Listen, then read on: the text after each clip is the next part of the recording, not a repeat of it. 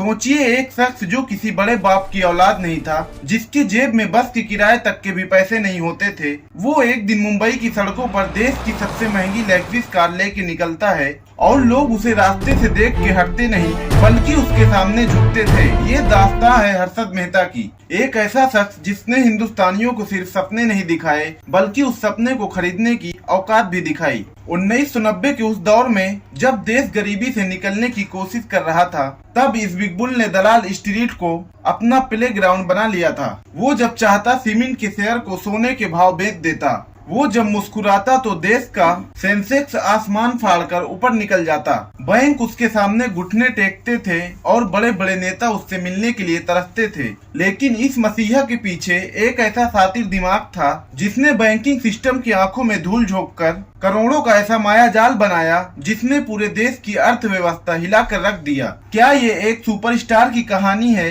या एक ऐसे स्कैमर की जिसने लाखों लोग का पैसा खाक में मिला दिया? तैयार हो जाएं, क्योंकि आज हम उस पर्दाफाश की बात करेंगे जिसने 15,000 स्क्वायर फीट के लग्जरी हाउस से लेकर जेल की उस अंधेरी कोठी तक का सफर तय किया, जहां से फिर कोई वापस नहीं आया। चलो हम आपको कहानी की ओर लेके चलते हैं।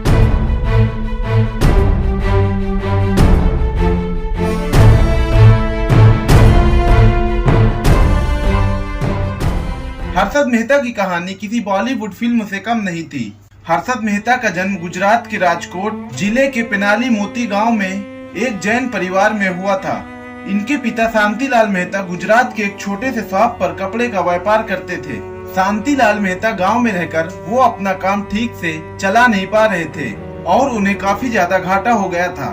गांव में रहकर उनके लिए अपना कर्ज चुकाना मुश्किल था, इसलिए उन्होंने नए शहर में अपनी किस्मत आजमाने का फैसला किया। बेहतर अवसर की तलाश में उनका परिवार पहले रायपुर छत्तीसगढ़ गया, जहां हर्षद ने अपनी स्कूली पढ़ाई होली क्रॉस बैरन बाजार स्कूल से पूरी की थी। इनके पिता यहां भी कपड़ों का कारोबार किया। रायपुर में 8 से 10 साल तक रहे, लेकिन वहां भी जब हालात बहुत बेहतर नहीं हुए, तब 1970 में उन्होंने देश की आर्थिक राजधानी मुंबई में आने का फैसला किया ताकि बच्चे अच्छी नौकरी और बिजनेस कर सके। उन्होंने मुंबई के कांदेवाली इलाके में अपना स्थान चुना। मुंबई आने के बाद हर्षद मेहता ने अपनी शुरुआत बहुत ही साधारण तरीके से की थी।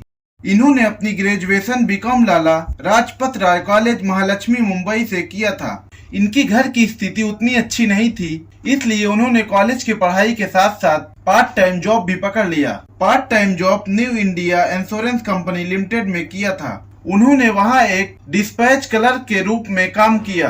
उस वक्त उनकी महीने की सैलरी बहुत ही कम थी, लगभग 300 से 400 रुपए के आसपास। इसी नौकरी के दौरान उनका संपर्क शेयर मार्केट से कुछ जुड़े लोगों से हुई। उन्होंने देखा कि कैसे लोग शेयर मार्केट में पैसे लगाकर मुनाफा कमा रहे हैं और यहीं से उनकी दिलचस्पी स्टॉक मार्केट में बढ़ने लगी। उनके साथ काम करने वाले लोग जो उनसे ज्यादा पढ़े लिखे भी नहीं थे, वो शेयर मार्केट में थोड़ा सा दिमाग लगाकर महीने भर की सैलरी एक दिन में निकाल लेते थे।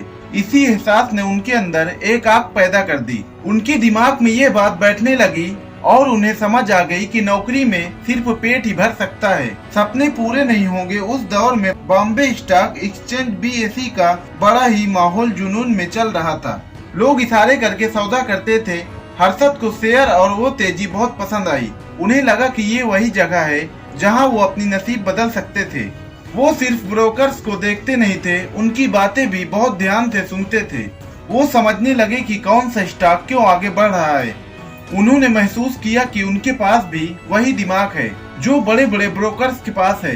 हर्षद के पास खोने को कुछ भी नहीं था, लेकिन पाने को पूरा आसमान था। उन्होंने ठान लिया कि वो सिर्फ एक देखने वाले बन के नहीं रहेंगे, बल्कि इस खेल के खिलाड़ी बनेंगे। इसी सोच के साथ उन्होंने अपनी सेफ इंश्योरेंस की नौकरी छोड़ दी। उनके पास शुरुआत में पैसा नहीं था, लेकिन उनके पास शब्दों का जादू और भरोसा जीतने की कला थी।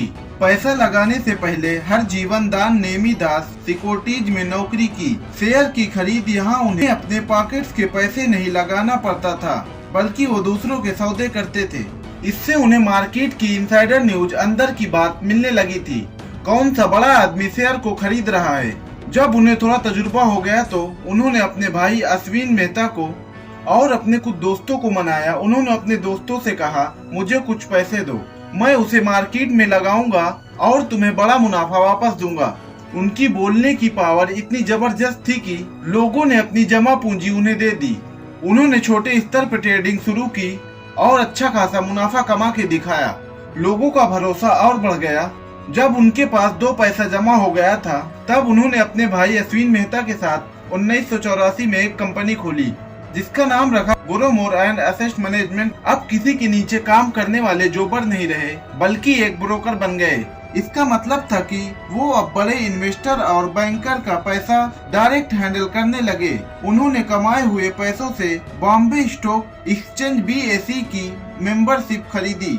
उस जमाने में BSE का कार्ड मिलना बहुत बड़ी बात थी। इससे उन्हें मार्केट में ट्रेडिंग रिंग में बैठकर बड़े सौदे करने का अधिकार मिल गया। हर्षद ने समझा कि मार्केट में वही जीतेगा जिसके पास इंफॉर्मेशन होगी। उन्होंने काफी पैसा अच्छे रिसर्च पे खर्च किया। अब वो बैलेंस शीट पढ़ते और पता लगाते कि किस कंपनी की किस्मत चमकने वाली है। इसी रिसर्च की वजह से उन्होंने सीमेंट कंपनी जैसे अंडर वायलेट कंपनी का पहचानना।